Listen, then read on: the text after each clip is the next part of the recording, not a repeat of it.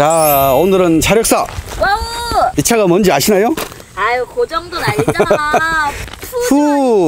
푸 곰돌이 응? 푸가 아니고 오토기어에서 처음 하는 푸죠. 네. 508입니다. 예, 그러니까 차력사를 해야 되겠죠? 당연하죠. 예. 이렇게 지나갈 수 없다. 그래서 오늘도 교수님을 모셨습니다. 와, 무서워. 으아.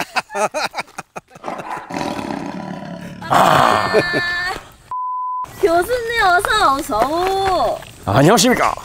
푸조. 예, 원래 프랑스에서는 페조. 영어로는 푸조. 네. 근데 우리나라에서는 이제 일본식 발음하고 영어식 발음이 합쳐져 가지고 푸조. 네. 그렇게 해서 발음을 하는데요. 뭐 어차피 불어니까. 네.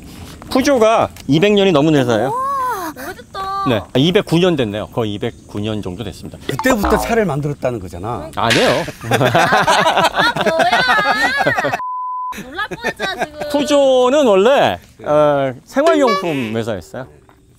생활용품. 그러니까 장피에르 푸조라는 분이 이제 푸조의 시조예요. 1734년생인데 직물, 뭐 섬유, 그 다음에 곡식 탈곡, 제곡 뭐 이런 사업을 했던 자본가였습니다. 두 아들이 있었는데 그 아들 이름이 장피에르 푸조 2세, 그 다음에 장 프레데릭 푸조. 두 아들이 1810년에 그러니까 나폴레옹이 그 프랑스 제1통령으로 추대돼서 이제 황제로 즉위한 다음에 그 치하에서 태동한 기업인데 장피에르 푸조가 운영하던 탈곡소를 철공소로 바꿉니다. 그게 1810년이에요. 뭘 만들었냐면 톱. 주로 생산하는 게 톱이었어요. 톱. 네, 톱이었고 그 다음에 시계 스프링, 공구 박스, 재봉틀. 그 다음에 푸조에서 유명한 게 이제 그라인더 기술이 굉장히 유명해서 후추 그라인더, 커피 그라인더를 최초로 발명을 했어요. 그래서 그 그라인더 특허 기술을 가지고 있는데 그 그라인더 기술이 아직도 사용되고 있어요. 푸조 후추 그라인더 하면 유명해요. 굉장히 유명해요. 그래서 지금 당시로는 최첨단이었죠. 그때 당시에 후추 그라인더가 지금으로 말하면 스마트폰 같은 거였어요. 진짜요? 네. 그 다음에 재봉틀도 그런 거였고요.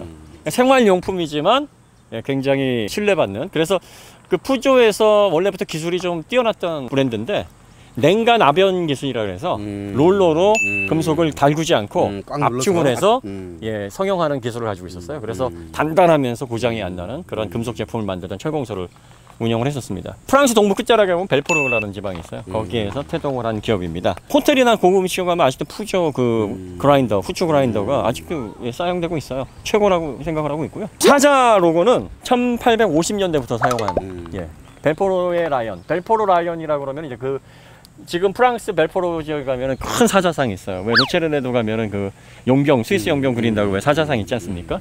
이 벨포르의 라이언을 1850년대부터 로고로 사용을 했기 때문에 이 로고도 거의 160년 가까이 된 겁니다.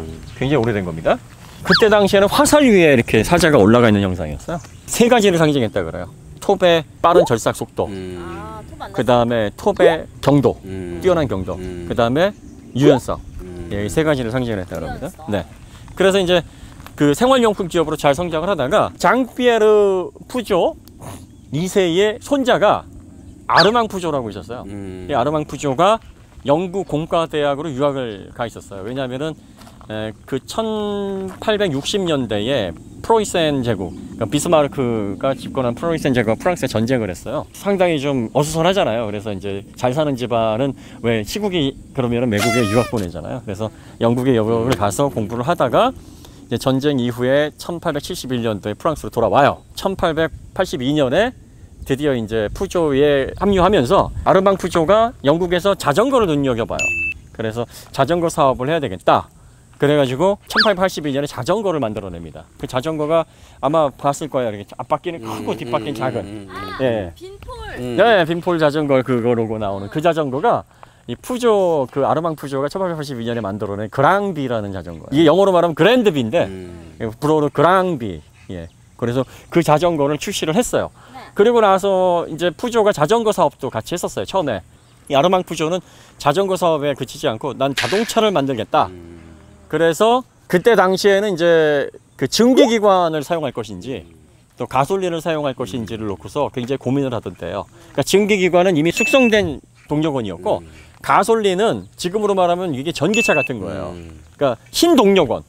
이제 태동하는. 네. 그래서 증기기관을 이제 당시에 그 세르폴레, 레옹 세르폴레라는 사람이 증기기관 기술자였는데 1889년에 이 사람하고 같이 협업을 해서 3년 증기차를 만들어요. 프랑스 박람회에 소개를 했어요. 그러니까 대중들이 관심은 많은데 증기는 예열을 시켜야 되잖아. 그 다음에 이 크고, 예, 그러니까 실용성이 없는 거야. 그래서 고민을 한 거죠. 그래서 이걸 실용성 있는 자동차를 어떻게 만들까 하니까 이제 또 옆에서 이제 독일에 고트리 빌헬름 다임너라는 사람이 있는데 다임너라는 사람하고 그 빌헬름 마이바흐가 그렇게 엔진을 잘 만든대요.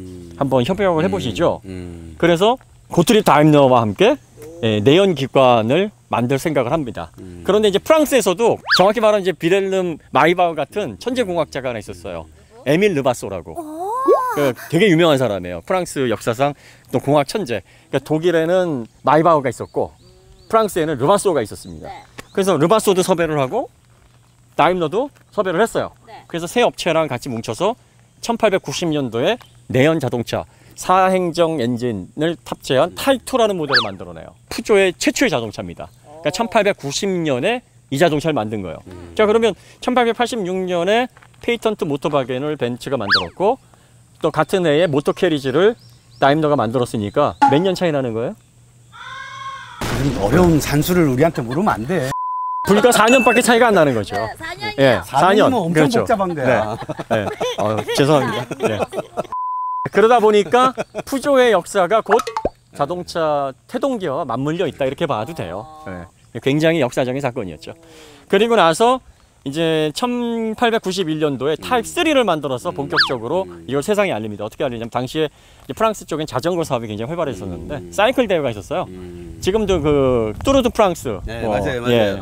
맞아. 자전거 대회 맞아요. 계속 전통적으로 유지가 되고. 그러니까 프랑스에서 자전거 대회에 참가를 했는데 자동차가 자전거 대회에 어떻게 참가를 해? 그러니까 우리 뒤따라갈게. 주최 측에 얘기를 하고서 왕복 코스 2045km를 왕복을 해요. 자동차로. 타입 3로. 그래서 갈채를 받죠, 대중들에. 야, 저런 자동차가 있다니. 이걸 푸조가 만들었다고? 자, 이제 여기까지는 그래도 뭐 소소한 이벤트였는데 결정적인 사건이 1894년도에 일어납니다. 자동차 경주가 최초로 열렸던 도시가 어딜까요? 푸조가 태어난 도시요. 벨포르? 벨포르. 아니야? 파리예요. 파리 루앙 레이스가 1894년에 최초로 열립니다. 이게 지금에 말하는 자동차 경주의 시작이에요. 파리, 프랑스에서 시작을 했어요. 자동차 경주를 우리가 그랑 뭐라 그래요? 그랑 프리.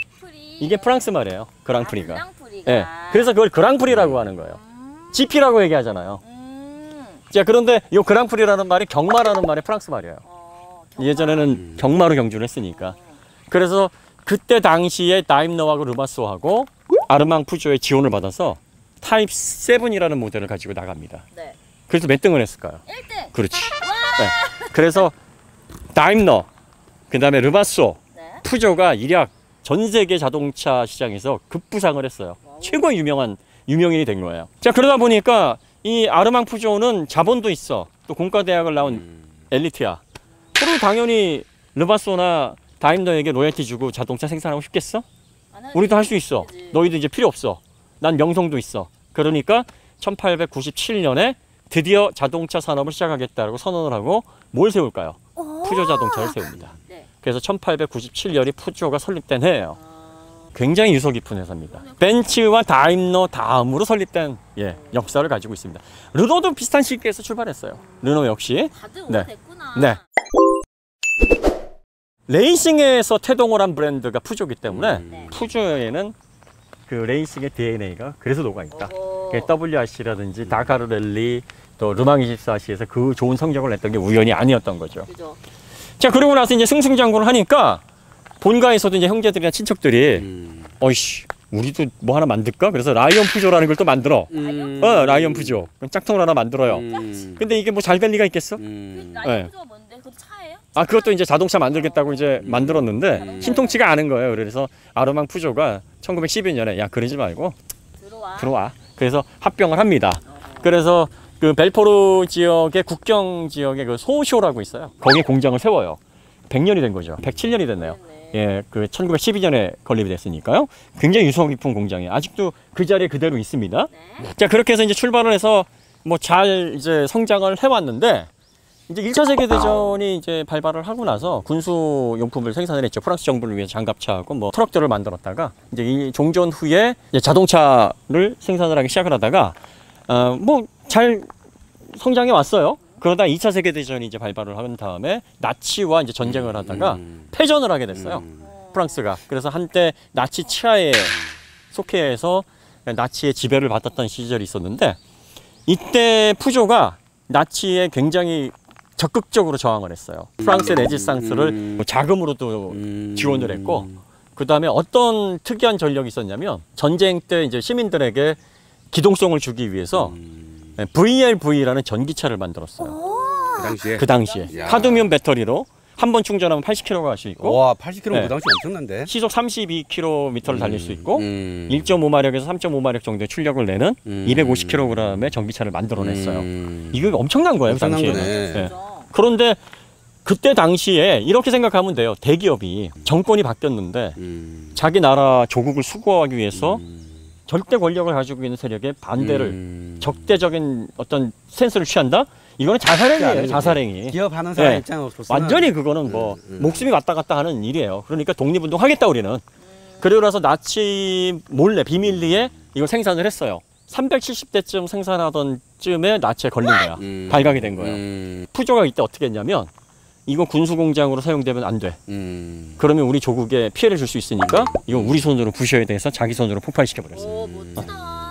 그 프랑스 입장에서는 애국 기업인 거예요. 애국 기업이죠. 네, 그래서 존경받는 기업이에요. 네, 그래서 그런 것들 때문에 독립운동을 한 그래서 독립투사들을 지원한 기업입니다.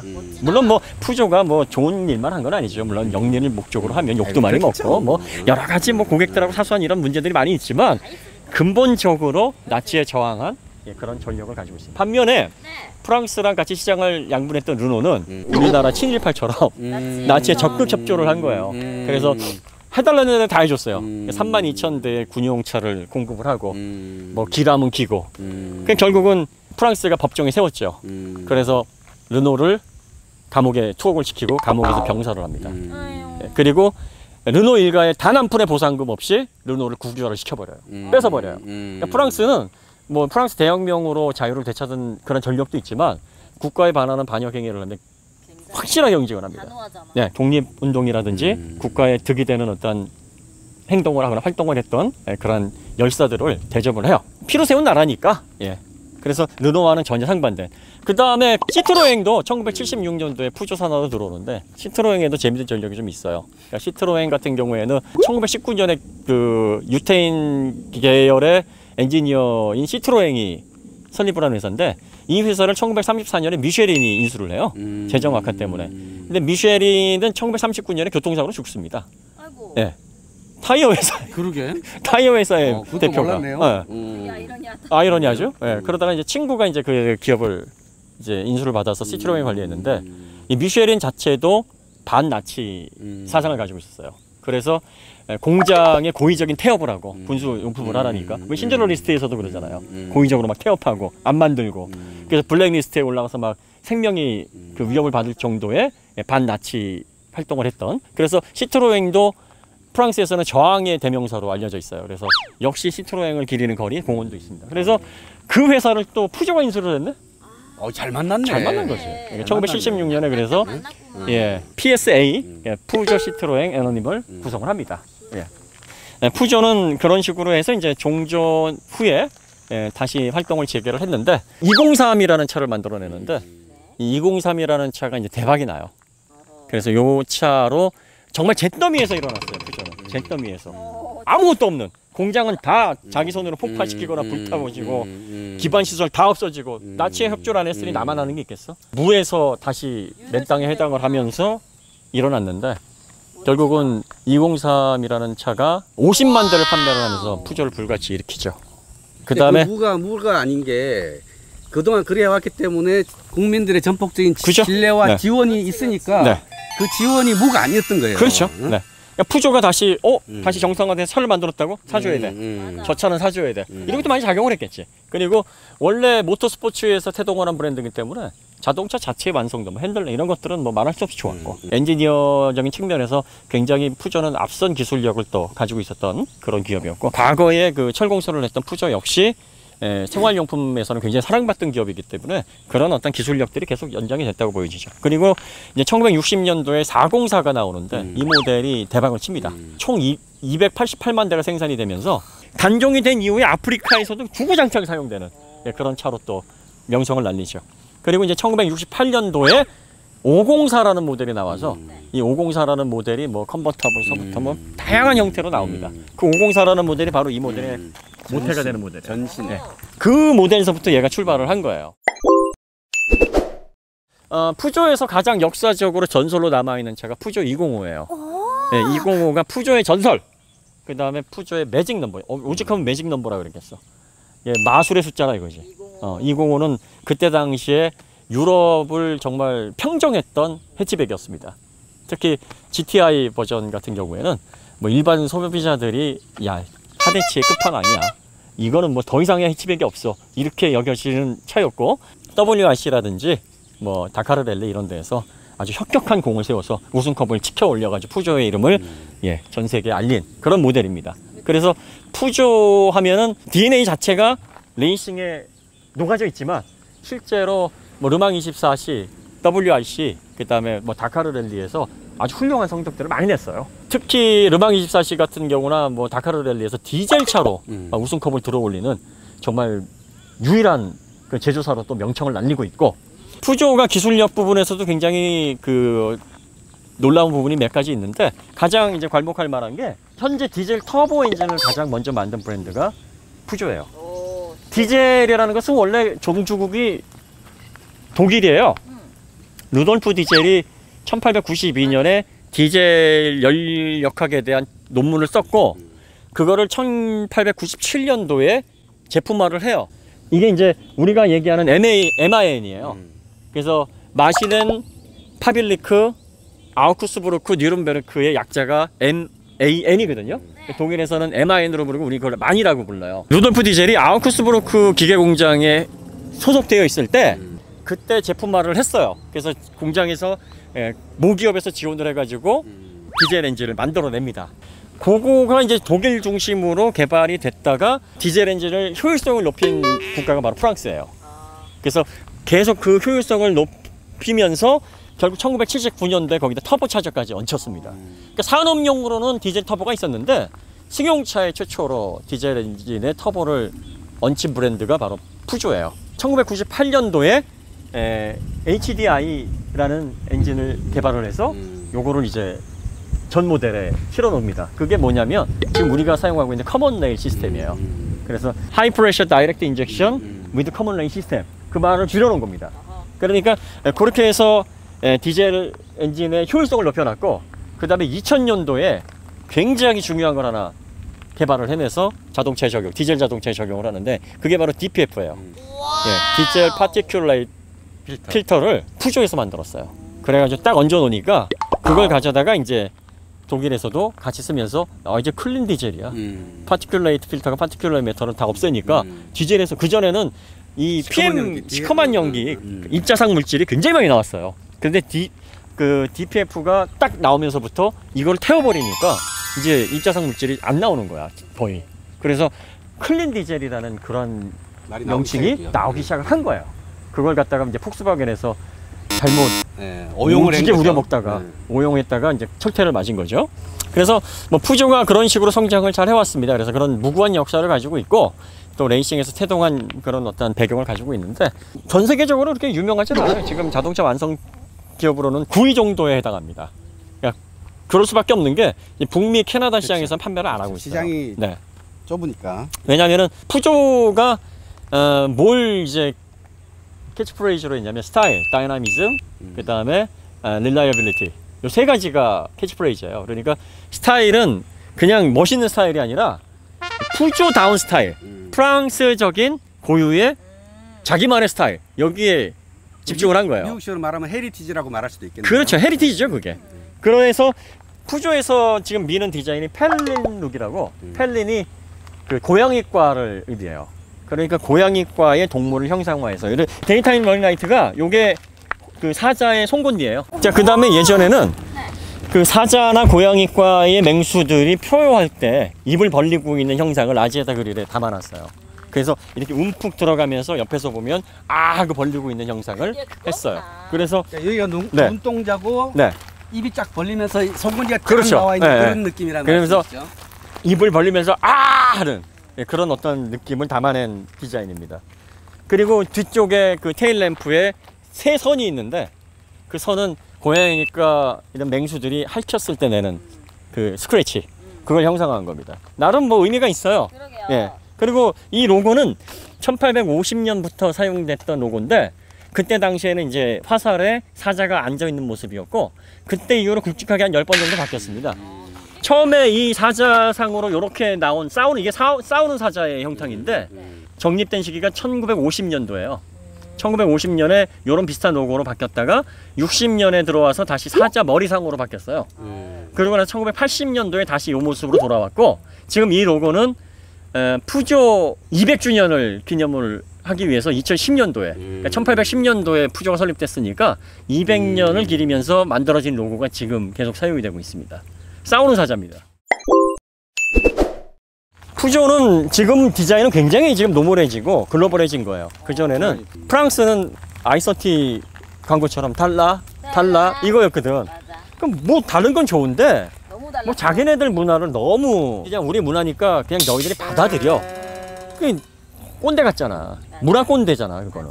왠지 강요받는 듯한 느낌. 그러니까요. 네. 네, 그러니까 예전에는 사람들이 순진할 때는 프랑스 문화가 봉주루 독특하지 뭐 이러면서 메르치 볶아 그러면 볶고 막 그랬거든. 그래서 와 대단해 그러면서 따라했다가 지금의 사람들이 그런 게 있어. 문화에 높고 낮음이 어디 있고 이게 생활 양식인데 웃기고 있어. 그러니까 이제 배척하기 시작을 한 거예요. 1980년대 이후부터 미국 시장에서 그래서 철수를 할 수밖에 없었던 거고 그 다음에 우리나라에서도 이 푸조가 604 모델이 기아에서 라이센싱을 해가지고 1979년도에 들어왔어요. 맞습니다. 예, 그리고 거의 이제 푸조는 FF 전륜 행치 기반의 전륜 구동을 기반으로 했는데 604는 후륜 구동이었어요. 유일하게 V6 엔진을 탑재를 하기도 했고 그때 당시에 기아에서 2,300만 원에 아파트보다 더 비싼 가격에 팔았어요. 81년도에 자동차 공업 합리화 조치 때문에 승용 생산 못하게 돼서 잠시 단종이 됐다가 90년도에 동부산업에서 잠깐 푸조를 들여왔었어요.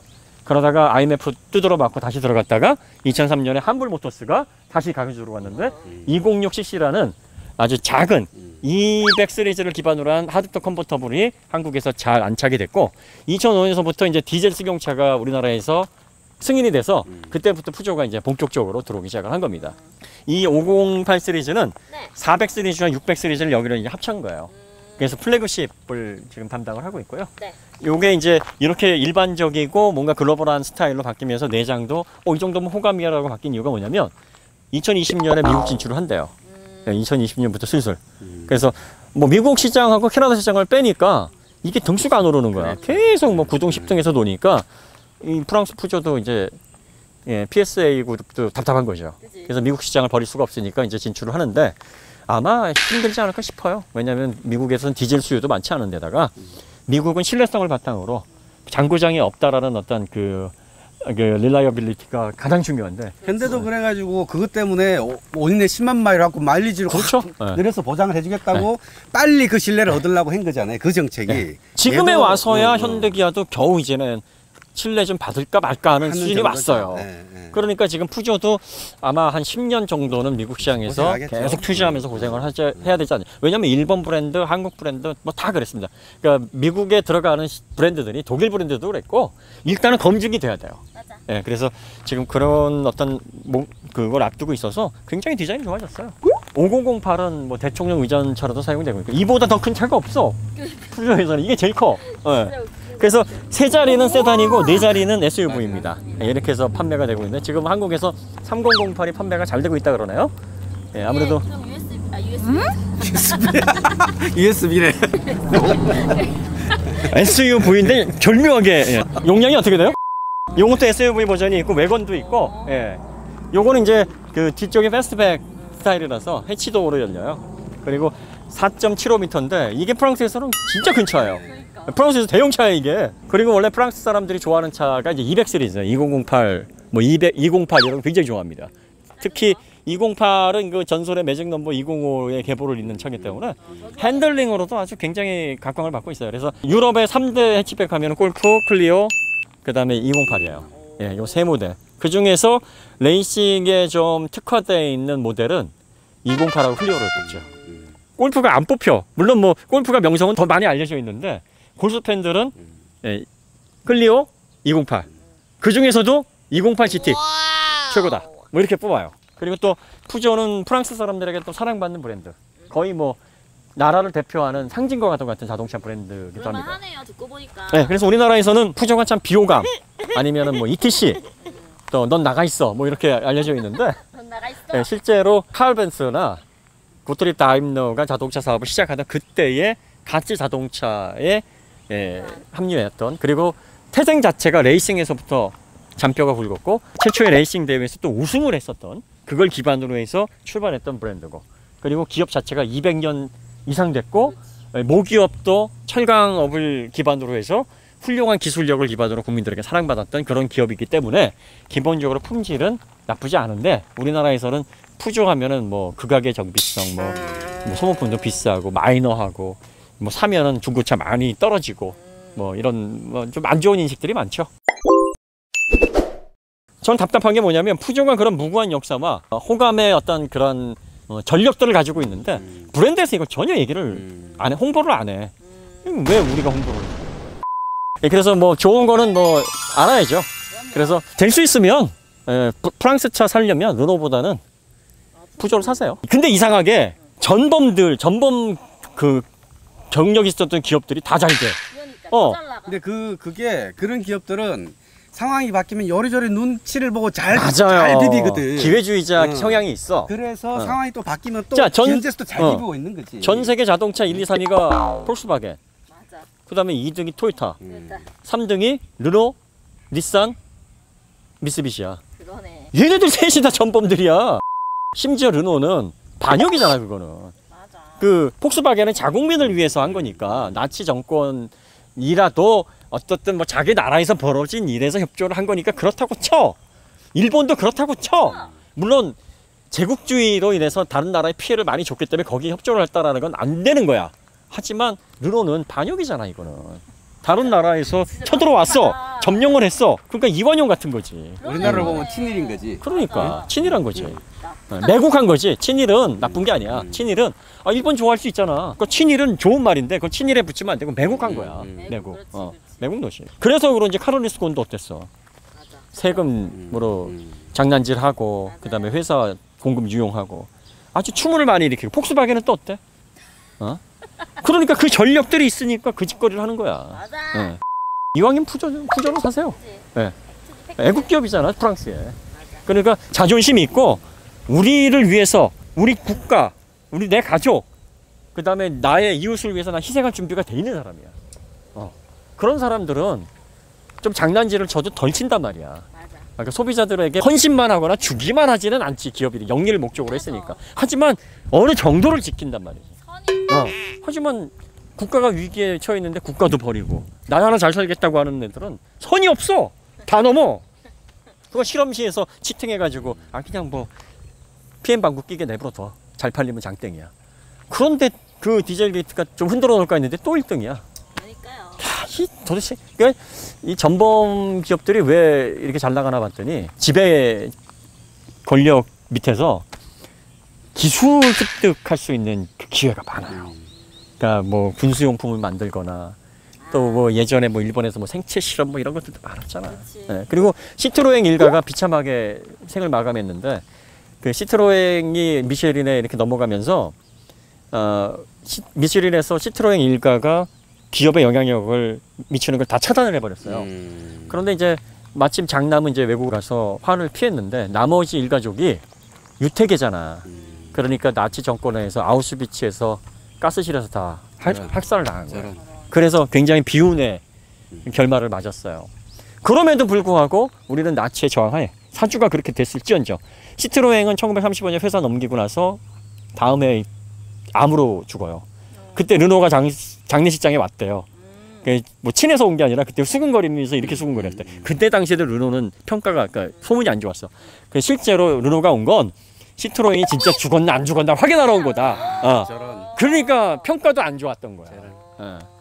그러니까 나치에 협조를 했고 프랑스에서 가차 없이 르노라는 기업을 보상 없이 국유화를 시켜버린 거예요. 그래서 이런 역사들을 우리가 알아야 되는 이유가 사람의 지나온 세월은 그 사람이 결국은 인생을 어떻게 살아왔고 지금의 인격이 어떻게 형성됐는지를 보여주는 지표잖아요. 기업도 마찬가지예요. 그래서 뭐 역사적으로 그럼 좋은 어떤 히스토리를 보고 뭐 상품성 상관없이 해야 되느냐? 그건 아니지. 상품성도 봐야 되지만 그 브랜드에 녹아져 있는 히스토리나 또 헤리티지도 고려를 해서 선택을 하시면 어차피 자동차라는 건 지금에 와서 품질이 다 거기서 거기예요.